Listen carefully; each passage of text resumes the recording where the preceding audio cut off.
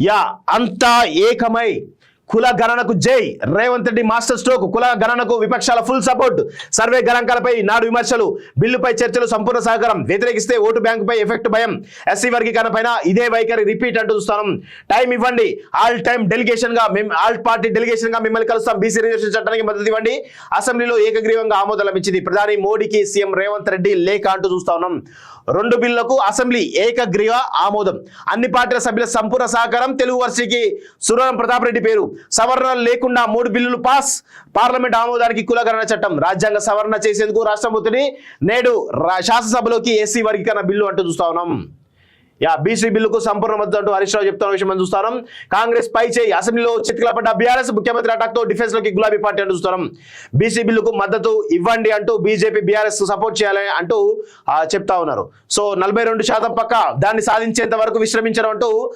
CM చెప్తున్న విషయం చూస్తాం కామారెడ్డి డిక్లరేషన్ కు అమలు చేస్తాం అసెంబ్లీలో పార్టీల మద్దతు సంతృప్తికరం త్వరలో అఖిలపక్ష బృందం ఢిల్లీ టూర్ పార్లమెంట్ ఆమోదానికి పీఎం పై ఒత్తిడి ప్రతిపక్ష నేత రాహుల్ రిక్వెస్ట్ చేస్తాం రాజ్యాంగ సవరణ కోసమే నా తపనంతా ప్రతి ఫిబ్రవరి 4న సోషల్ జస్టిస్ డే అసెంబ్లీలో కులగణనపై చర్చకు సీఎం రిప్లై అంటూ చూస్తాం సో ఇక్కడ విషయం ఏంటంటే అంతా ఏకపక్షంగా బీసీలకు సంబంధించిన కీలక బిల్లు కావచ్చు ఎస్సీ వర్గీకరణకు సంబంధించిన కీలక బిల్లు కావచ్చు ఆమోదం పొందింది నిన్న అసెంబ్లీ వేదికగా సో ఇక్కడ కొన్ని విషయాలు కాంగ్రెస్ పార్టీ వైఖరి పైన మనం మాట్లాడదాం ఈరోజు అసెంబ్లీలో తీర్మానం అయిపోయింది సో దీనిపైన కాంగ్రెస్ సంబంధించినటువంటి పక్షాలు గ్రామాన కనీసం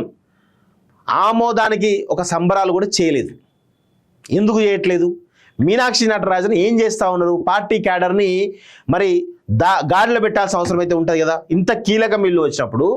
ఈరోజు మీరు చేసినట్టు మంచి పని మీరు చెప్పుకోవట్లేదు కేసీఆర్ లాంటి వాళ్ళము చేయని పనిని కూడా మేమే చేసినా చెప్పుకుంటా ఉన్నారు మీరేమో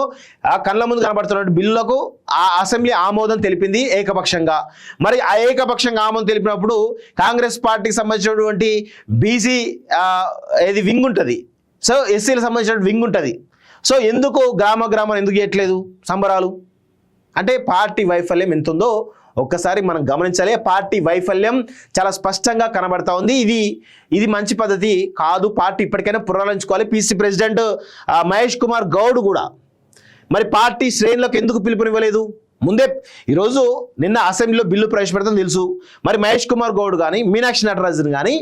క్యాడర్కి బిల్లు ఆమోదమయ్యే అవకాశం ఉంటుంది సాయంత్రం పూట సంబరాలు చేయాలని చెప్పేసి కనీసం ఎందుకు చేయలేదు అదే ఇదే బిల్లు కనుక కేసీఆర్ కనుక చేసి ఉంటే కేసీఆర్ ప్రభుత్వంలో కనుక చేసి ఉంటే మొత్తం గ్రామాన దీనిపైన విపరీతమైనటువంటి చర్చ చేసేవాళ్ళు సంబరాలు చేసి ఆ క్రెడిట్ మొత్తం కూడా బీసీ సంబంధించిన క్రెడిట్ మొత్తం కూడా వాళ్ళే కొట్టుకునేవాళ్ళు సో ఈరోజు మీరు చేసినటువంటి పనిని కూడా చెప్పుకోలేనటువంటి దారిద్ర్య పరిస్థితుల్లో ఈరోజు కాంగ్రెస్ పార్టీ ఉన్నది మీనాక్షి నటరాజన్ మారుతుందేమో అనుకున్నాం అది లేదు ఇది లేదు అతి లేదు గతి లేదు మరి పీసీ ప్రెసిడెంట్ మహేష్ కుమార్ గౌడ్ కూడా అదే పరిస్థితి కనబడతా ఉంది మరి ఇంకెప్పుడు మారుతారు మీరు మారాలి కదా ఇప్పటికైనా మారండి మారితే మీకు మంచి రోజులు వస్తాయి అంటే ప్రజలు కేసీఆర్ ఏ విధంగా గద్దించారో మిమ్మల్ని గద్దించారు అనే విషయంలో గుర్తుపెట్టుకోవాలి